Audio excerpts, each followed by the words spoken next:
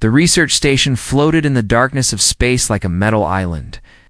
It was called the Celestial Archive, and it was one of the largest scientific vessels in the entire galaxy.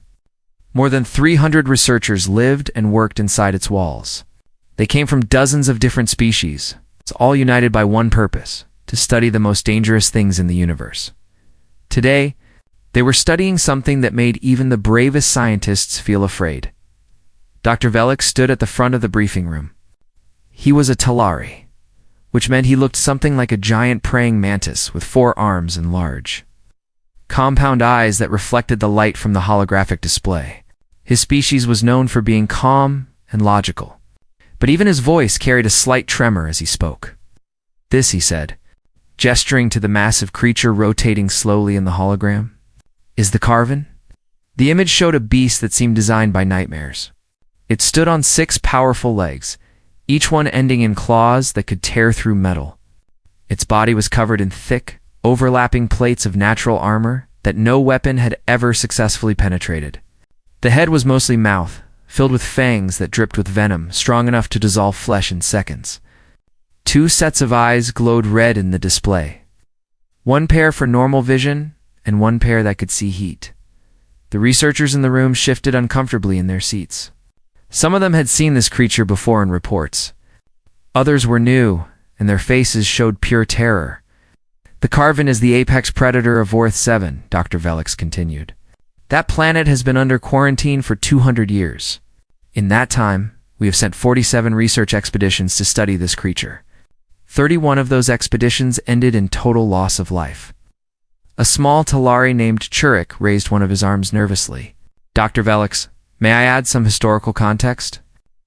Velix nodded, and Churik stood up, his antennae twitching with anxiety. "The Carven was not always contained to Vorth 7, Churik explained. 3,000 years ago, a trading ship accidentally transported 6 Carven eggs to the homeworld of the Moldari people. Within 50 years, the Moldari civilization was extinct. 6 eggs. 50 years. An entire species gone." The room fell into heavy silence. Dr. Velix let the weight of those words sink in before continuing. "This is why we study from orbit. This is why we use drones. This is why no living researcher has ever set foot on Vorth 7's surface.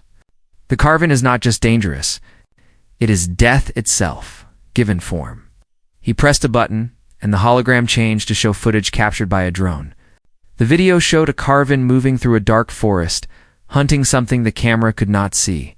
It moved with terrible speed and grace, its armored body flowing like water over rocks and fallen trees. Then it struck. The camera caught only a blur of motion before the prey was torn apart in a spray of blood. Several researchers looked away. One of them, a small furry creature from a peaceful farming world, actually fainted, but in the back of the room.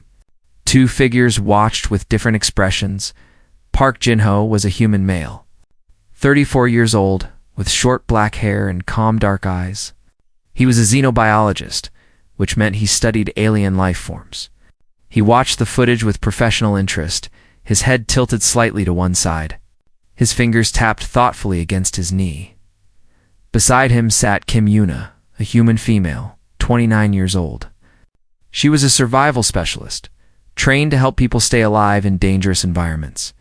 She had short hair tied back in a practical style, and her eyes moved across the holographic display with the sharp focus of someone who was already analyzing.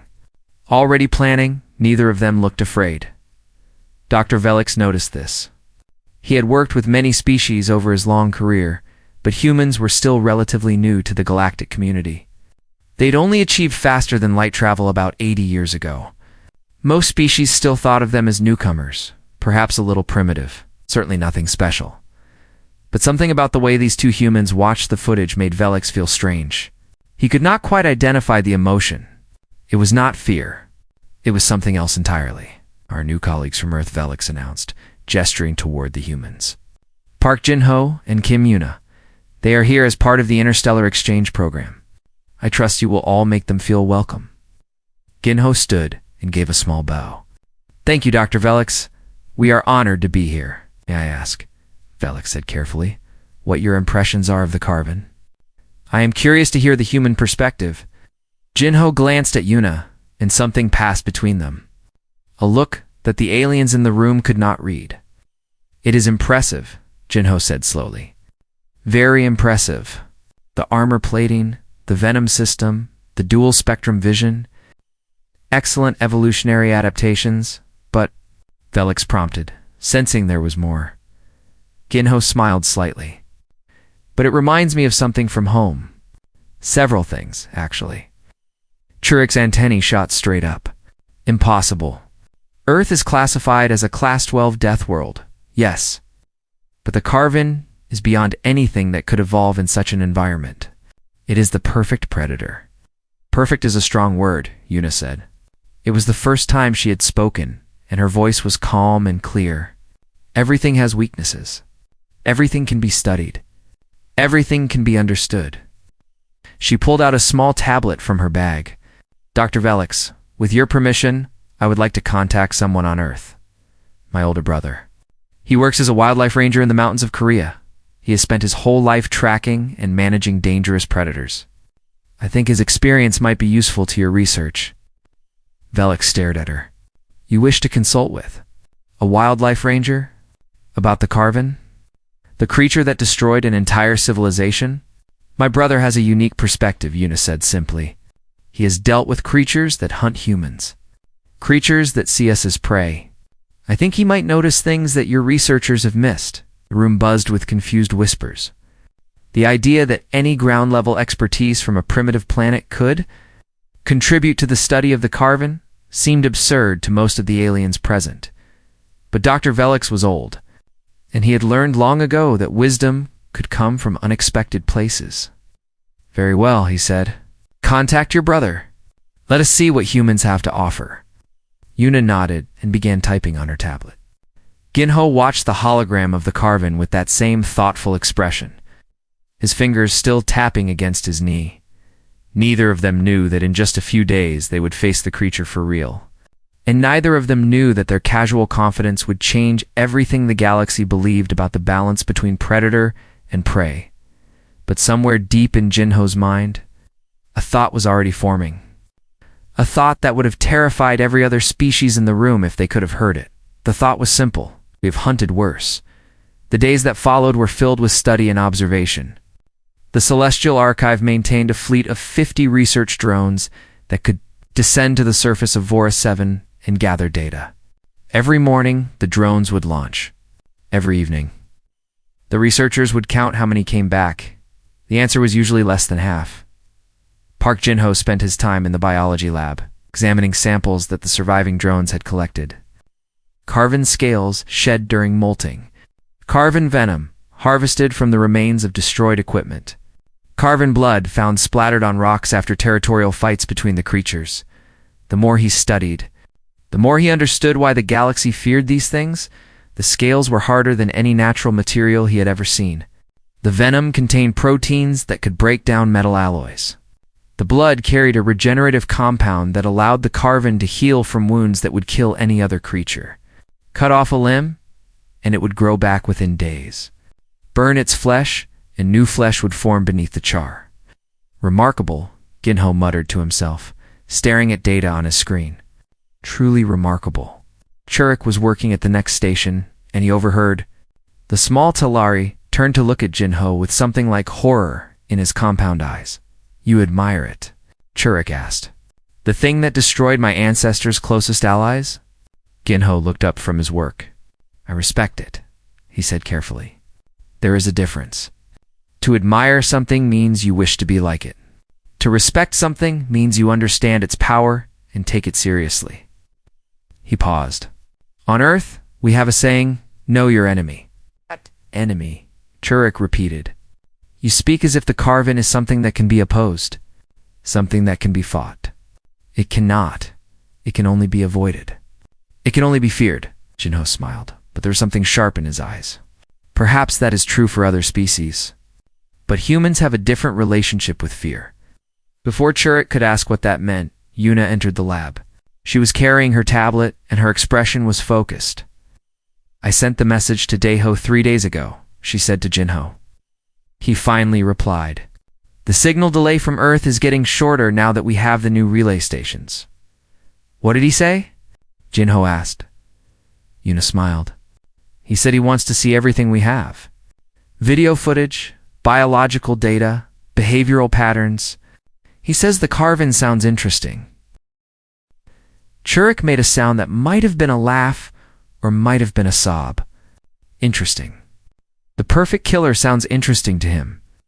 My brother has spent 30 years tracking and managing dangerous animals, Yuna explained. He has faced creatures that most humans never see outside of nature documentaries.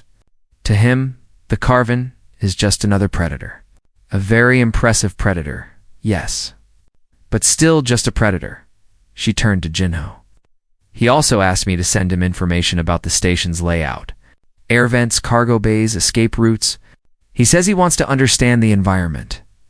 Churik's antennae flattened against his head. Why would he need that information? The carven is on the planet below. It is not on this station. Yuna and Jinho exchanged another one of those looks that the aliens could not read. He's just being thorough, Yuna said. That is how Daeho is. He likes to be prepared for everything. Over the next 2 days, Yuna compiled all the data and sent it to Earth. Footage of carven hunts, analysis of their attack patterns, maps of their territories, information about their breeding cycles, their feeding habits, their social structures. Dr. Velix watched this process with growing curiosity. He had expected the humans to be overwhelmed by the horror of what they were studying. Instead, they seemed energized. They asked questions that no other researcher had thought to ask. They noticed patterns that had been overlooked for centuries. Why does the carven always attack from the left? Jinho asked during one briefing session. Velix blinked. I do not know. I did not notice that pattern. It is because their right eye cluster has slightly better vision, Jinho explained. They keep their strong side protected and attack with their weak side exposed. It is a common behavior in ambush predators. On Earth, we see similar patterns in big cats and crocodiles. The room fell silent. No one had ever compared the carven to anything. No one had ever suggested that this ultimate killing machine might follow the same rules as ordinary predators. You speak of Earth creatures often, Velix said slowly. Are you saying that your planet has animals similar to the carven? Yuna answered before Jinho could. Not exactly similar. But we have animals that share certain traits. Armored predators. Venomous hunters. Creatures that can regenerate. Creatures that hunt with heat vision. She paused. We do not have anything that combines all of these traits into one animal. But we have dealt with each trait separately. How do humans deal with such creatures? Velix asked. Yuna's answer was simple. We hunt them. The words hung in the air like a declaration of war. Churik stepped forward, his voice rising with emotion. You cannot hunt the carven. It is impossible. We have tried for thousands of years. We have lost countless lives. We have developed the most advanced weapons in the galaxy, and none of them work. What weapons have you tried? Jinho asked calmly. Energy beams, plasma cannons, explosive projectiles, nerve agents, sonic disruptors. Everything. But have you tried patience? Jinho asked. Churik stared at him. What? On Earth, Jinho explained, we learned long ago that the most dangerous predators cannot be defeated with direct force. You have to be smarter than them. You have to understand how they think. You have to use their own instincts against them. He smiled slightly. Humans are not the strongest species on our planet. We are not the fastest. We are not the most armored, but we are the most persistent. And we are very, very good at learning. Dr. Velix felt a strange sensation crawling up his spine. It took him a moment to recognize it as something he had not felt in many years. Hope. You truly believe, Velix said slowly, that humans could hunt the carven? Jinho stood up and walked to the holographic display. He touched a control, and the image zoomed in on the carven's head, showing its 4 red eyes. Every predator has a weakness, he said. Every hunter can become the hunted. The carven has ruled this corner of the galaxy for thousands of years because no one has ever truly challenged it. He turned to face the room. Perhaps it is time someone did. At that exact moment, an alarm began to sound throughout the station. Red lights flashed on the walls. A computerized voice spoke in calm, measured tones. Alert. Unauthorized biological presence detected in cargo bay. 7. Alert. All personnel are advised to shelter in place. This is not a drill. Churik's eyes went wide with terror. No, he whispered. That is impossible. It cannot be here. It cannot, but even as he spoke, everyone in the room knew the truth. The Carven had come to them. The chaos was immediate and overwhelming. Alien researchers ran through the corridors in blind panic. Some screamed in languages that had no translation. Others simply froze, their bodies shutting down from pure terror. The security teams tried to establish order, but they were just as frightened as everyone else. Dr. Velik stood in the command center, watching the camera feeds with growing horror. Cargo Bay 7 had been used to receive supply shipments from the surface. A drone had returned earlier that day carrying rock samples. No one had thought to scan it for biological contamination. No one had imagined that a Carven could fit itself into such a small space. But there it was on the screen. The creature had unfolded from its hiding spot like a nightmare coming to life. It was smaller than the ones in the research footage, probably a juvenile. But even a juvenile Carven was 3 meters long and weighed as much as a small vehicle. Its armor plates were a deep purple color, still developing their full hardness. Its eyes glowed bright red in the dim lighting of the cargo bay. How? Velix whispered. How did this happen? The drone must have passed near a nest, Churik said, his voice shaking. The juvenile was probably curious. It climbed inside to investigate, and then could not finish the sentence. He did not need to. On the screen, the Carven moved through the cargo bay with terrifying grace. It knocked aside heavy crates like they were made of paper. It tore through a sealed door with its claws, the metal screaming as it bent and broke. Then it was in the corridor. The real hunt began. The first victim was a Talari security guard who had been trying to establish a perimeter. The Carven was on him before he could even raise his weapon. One swipe of its claws and he was gone. Velix turned away from the screen. He had seen enough death in his long life. He did not need to see more. Order a full evacuation, he said. All personnel to the escape pods. We will abandon the station and destroy it remotely. Sir, one of the operators said, the creature has moved between us and the main escape pod bays. We cannot reach them without going through its hunting ground. Velix closed his eyes. 300 researchers, dozens of species, all of them trapped on a station with a creature that had destroyed civilizations. Wow. Then we die, he said quietly. May the cosmos forgive us for our arrogance. Actually, a calm voice said from behind him, I do not think that will be necessary. Velix turned. Park Jinho and Kim Yuna stood in the doorway of the command center.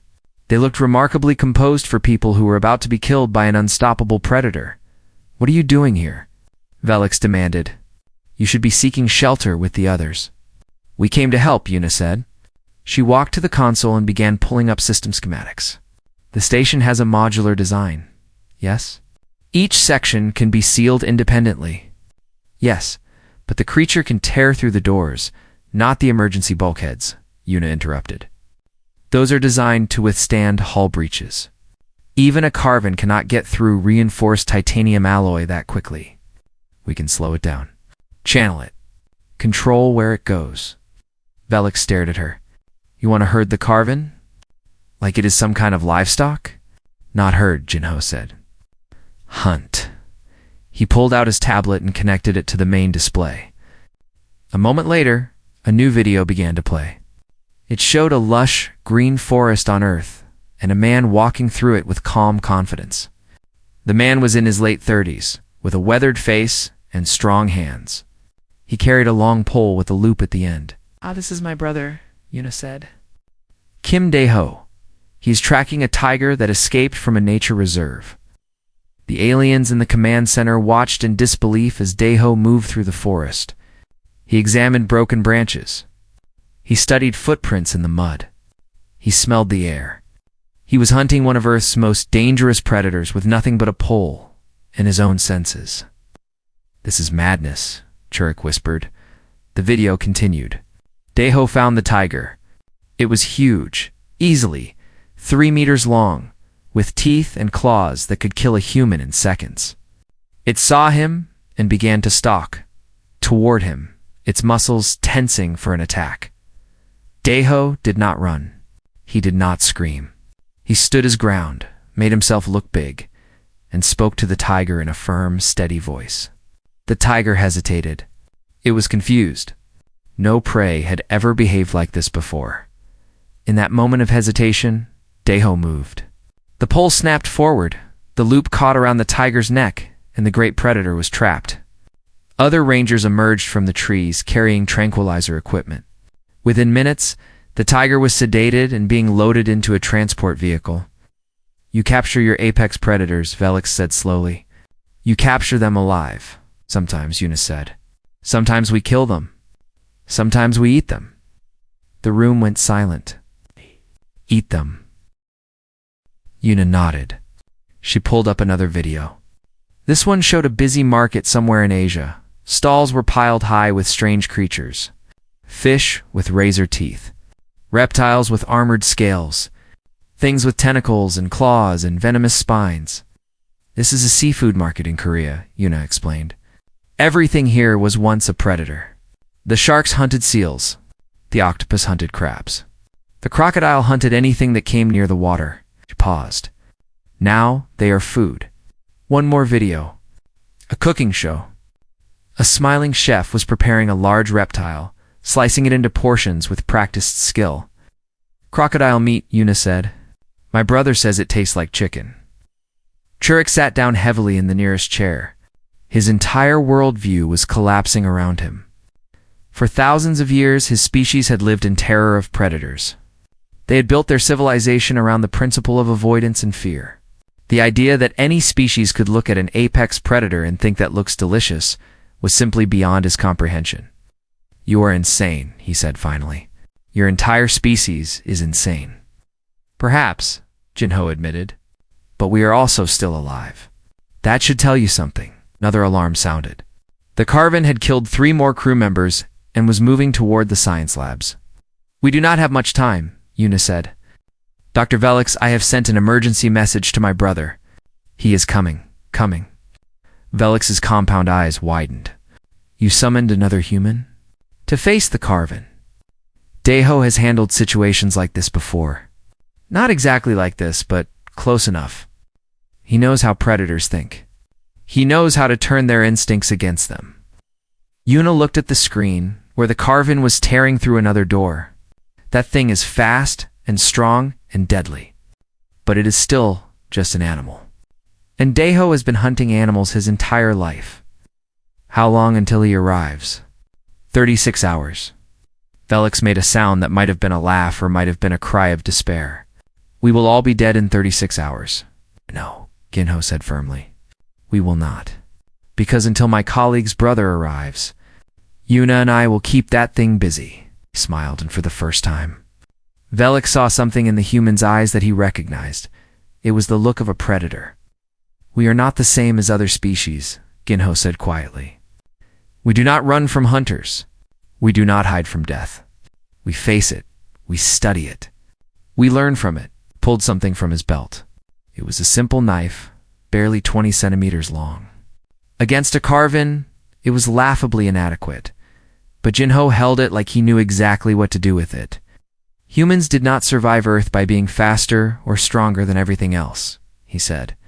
We survived by being smarter, by being more patient, by never ever giving up. He looked at Velix with those calm, dark eyes. Give us 36 hours. Dr. Velix, we will keep your people alive. Against all logic, against all reason, Velix believed him.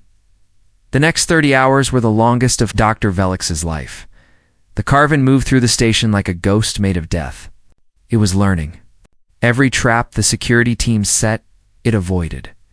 Every ambush they prepared, it sensed before it arrived. The creature was not just a predator. It was intelligent, adaptive, and endlessly patient. But so were the humans. Park Jinho had taken over the command center, coordinating the station's defenses with calm efficiency. He tracked the Carvin's movements on the camera system, noting its patterns, studying its behaviors. Every time it approached a group of survivors, he would seal bulkheads and vent air to create noise distractions. He kept the creature moving, never letting it settle, never letting it establish a hunting ground. "It is frustrated," he announced during hour 12. "It keeps returning to the same areas, expecting to find prey. When it does not find any, it becomes agitated. That is good. Agitated predators make mistakes." Kim Yuna was out in the corridors. This fact terrified the alien crew more than anything else. While they huddled in sealed chambers, praying for survival, a human woman was actively moving through the same halls as the Carvin. She carried nothing but a flashlight, a radio, and a bag of supplies she had taken from the biology lab. "What is she doing out there?" Tariq asked for the 100th time. "Why is she not hiding like everyone else?" "She is baiting it," Jinho explained, drawing its attention. "When the Carvin picks up her scent, it will follow her instead of searching for the larger groups. She is keeping it focused on a target it cannot catch." "But how is she surviving?" "The creature is faster than anything alive."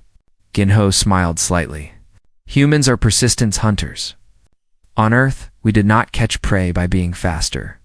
We caught it by following it until it was too tired to run anymore. The Carvin is fast in short bursts, but it cannot maintain that speed for long.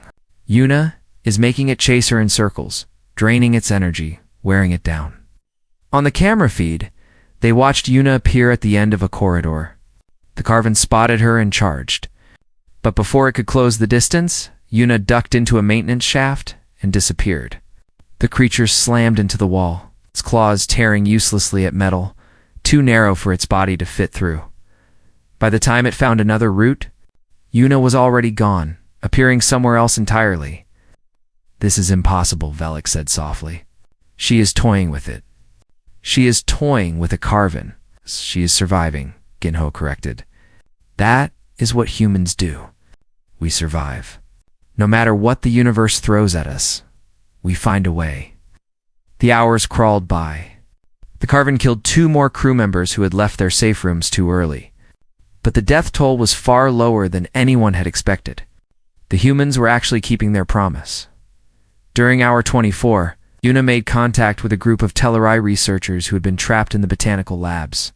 She led them through the maintenance tunnels, past the Carvin's patrol route, to a secure shelter near the command center.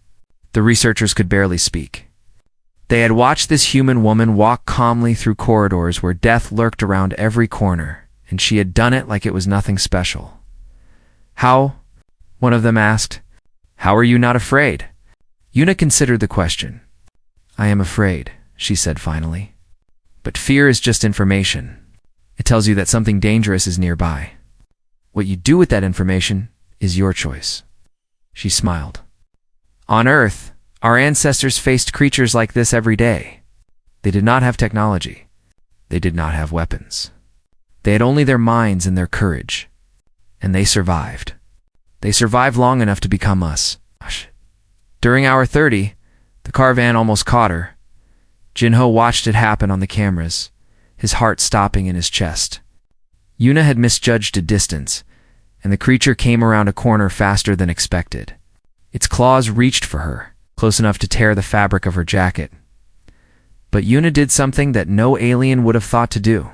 Instead of running away, she ran toward the creature. She dove between its front legs, rolled under its body, and came up running on the other side. By the time the Carvin turned around, she had already reached another maintenance shaft. "She ran toward it," Churik said, his voice hollow with shock. "She ran toward the Carvin." "It is a technique," Ginho explained, though his hands were shaking slightly. "Predators expect prey to flee. When prey does the opposite, it confuses them. It creates a moment of hesitation. That moment can mean the difference between life and death. Your species is terrifying," Churik said. "Thank you," Jinho replied. Hour 36 arrived, and with it came a signal from the station's docking bay. An emergency shuttle was requesting permission to land. Kim Daeho had arrived. Velix ordered the bay sealed and guarded, though he knew the guards would be useless if the Carvin appeared. Jinho and Yuna went to meet the shuttle, and Velix followed. Unable to contain his curiosity, the shuttle doors opened, and a man stepped out. Kim Dae-ho was not what Velix had expected. He was shorter than Jin-ho, the gray streaks in his black hair and lines on his face that spoke of decades spent outdoors in harsh conditions. He wore simple clothes, practical and well-worn. He carried a large bag over one shoulder and a long case in his other hand, but it was his eyes that struck Velix most. They were calm. Completely, utterly calm. This man had traveled across space to face a creature that had destroyed civilizations, and he looked like he was arriving for a routine job. Little Sister Dae-ho said. Embracing Yuna, you look tired. I have been running for 30 hours, Yuna replied. You would look tired too. Dae-ho turned to Gin-ho and shook his hand firmly. Then he looked at Velix, and something in his gaze made the alien researcher feel like a specimen under a microscope. You are the scientist in charge? Dae-ho asked. His voice was deep and steady. I am Dr. Velix. I lead the research team. Good. Tell me everything you know about this creature. How it moves. How it thinks. What it wants. Velix found himself explaining everything, the words pouring out of him.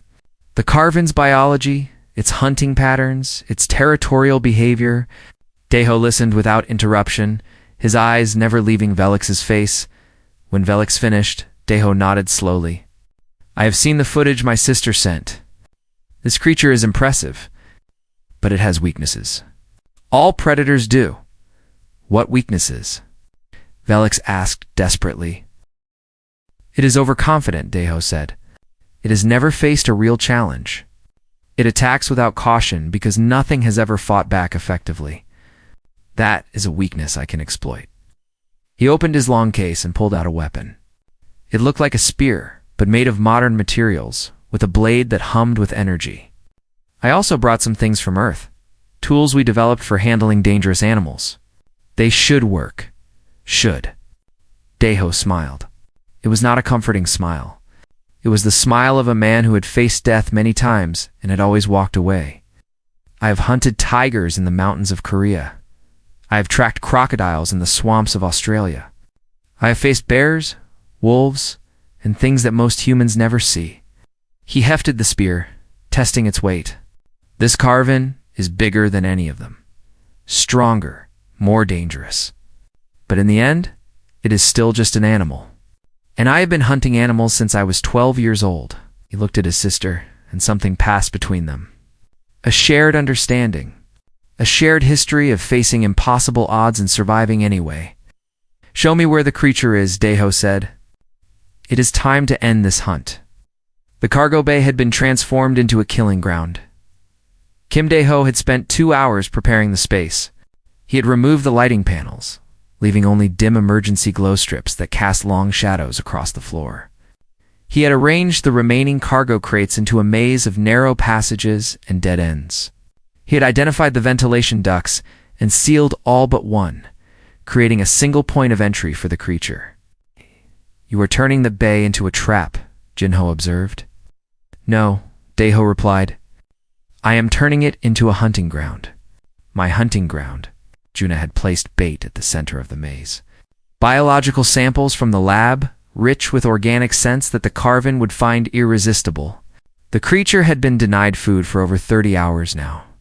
It would be hungry. It would be frustrated. It would make mistakes. Dae-ho stood at the entrance to the maze, his spear in his hands. He had removed his jacket, revealing arms corded with muscle and covered in old scars. Each scar told a story. Each story involved something that had tried to kill him and failed. You do not have to do this alone, Velix said from the control room, watching through cameras. We could send security drones to assist you. Drones would only get in my way, Dae-ho replied. I need to focus. I need to be aware of every sound, every movement. This creature is intelligent. It will try to outthink me. I cannot allow distractions. But surely, Dr. Velix. Dae-ho's voice was firm, but not unkind. On Earth, my people have a saying, the tiger and the hunter cannot share the same mountain. One must go. Tonight I will make sure it is not me. He stepped into the maze and disappeared into the shadows. The Carven arrived within minutes. It had caught the scent of the bait and followed it through the ventilation system. It emerged from the single open duct with terrifying grace, its armored body unfolding like a mechanical nightmare. Its red eyes scanned the darkness, searching for prey. It found instead a hunter. Deho made no attempt to hide. He stood in a pool of dim light, his spear held ready, his breathing slow and controlled. The Carven spotted him and went still. For a long moment, Predator and Hunter stared at each other across the maze of cargo crates. Then the Carven charged. It was fast. Faster than anything Deho had ever faced. But he had been studying its movements for days, watching footage, analyzing attack patterns. He knew how it would come at him. He knew the angle of its strike. He moved. The spear flashed through the air, not at the creature's body, but at the ground in front of it. The blade carved a line across the metal floor, sending sparks flying into the Carven's eyes. The creature flinched, its charge faltering for just a moment. That moment was all Deho needed. He was already moving, sprinting through the maze, drawing the creature deeper into his prepared ground. The Carven recovered and followed, its claws tearing at the crates as it tried to catch him. But the narrow passages slowed it down. Its size, usually an advantage, became a weakness in the confined space. Deho led it through a series of turns, each one designed to disorient and frustrate. The creature grew more aggressive, more reckless. It began smashing through crates instead of going around them, burning energy, wasting strength. That is it, Deho murmured to himself. Get angry. Get tired. Stop thinking. The final confrontation happened in the center of the maze. Deho had chosen this spot carefully. The floor was covered in a thin layer of lubricant he had spread earlier. The footing was treacherous. The Carven charged at him, its claws reaching for his flesh, and its feet slipped. The creature stumbled, its massive body crashing sideways. Into a stack of crates, Deho struck. The spear drove into the gap between two armor plates on the creature's neck. The energy blade hummed as it bit deep, severing something vital. The Carven screamed, a sound that would haunt everyone who heard it for the rest of their lives. But the creature was not dead. It lashed out with one massive claw, catching Deho across the chest. The force of the blow sent him flying backward. He hit the ground hard, his spear torn from his hands. Blood spread across his shirt. 3 deep gashes. He had seconds to live if he did not move. The Carven struggled to rise, wounded but still deadly. It saw Deho on the ground and began to crawl toward him. Its movement slower now, but still filled with killing intent. Deho reached for his belt and pulled out a second weapon. It was small, barely larger than his hand. A last resort. Something he had hoped he would not need. The device activated with a soft hum, projecting a bright light directly into the Carven's heat-sensing eyes. The creature shrieked as its senses were overwhelmed.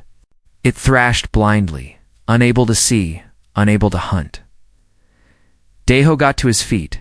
Blood dripped from his wounds, but he ignored it. He walked to where his spear had fallen, picked it up, and approached the thrashing creature. "You're the most dangerous thing I have ever faced," he said quietly. "But in the end, you are still just an animal, and animals can be killed." The final blow was clean. The Carven shuddered once and went still. For a long moment, there was only silence. Then Velix's voice came through the intercom, shaking with disbelief. It is dead? You killed it?" Deho looked up at the camera. His face was pale from blood loss, but his eyes were clear. "Yes," he said simply. "It is dead." The medical team found him 3 minutes later, sitting beside the body of the creature that had terrorized the galaxy for millennia. He was applying pressure to his wounds with one hand and examining the Carven's claws with the other. "Interesting structure," he muttered as they loaded him onto a stretcher. "Very similar to a tiger's, maybe a bit closer to a wolverine." Velix walked beside the stretcher, staring at this strange human who had done the impossible. "How?" he asked. "How did you know you could defeat it?" Deho smiled weakly. "I did not know. I only knew that I had to try. That is what humans do. We try, we fail.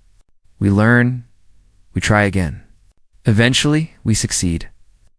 He paused, wincing as the medical team treated his wounds. Also, I have faced many predators. They are all the same in one way. They expect prey to be afraid. When the prey is not afraid, the predator does not know what to do. You were not afraid of the Carven? I was terrified, Deho admitted. But I did not let it control me. Fear is just a feeling. What matters is what you do. 2 weeks later, Deho was fully recovered, and the Celestial Archive was being repaired. Dr. Velix had written a report on everything that had happened. He had shared it with the Galactic Scientific Consortium, and the response had been overwhelming. The report was titled, First Successful Hunt of a Carven, a Case Study in Human Predator Management. It had already been downloaded by every major research institution in the galaxy on the day Deho was scheduled to return to Earth. Velix came to say goodbye. I have one final question, the old scientist said. The Carven was the most dangerous creature we had ever documented. It destroyed civilizations. It killed thousands. How could you face it so calmly? Deho thought about this for a moment. Then he pulled out his tablet and showed Velix a picture. It was a small furry creature, barely half a meter long, with tiny eyes and a flat head. Do you know what this is? Deho asked. No, some kind of earth animal. This is a honey badger, Deho said. It weighs about 10 kilograms. It attacks lions. It fights venomous snakes. It has been documented fighting off multiple leopards at the same time.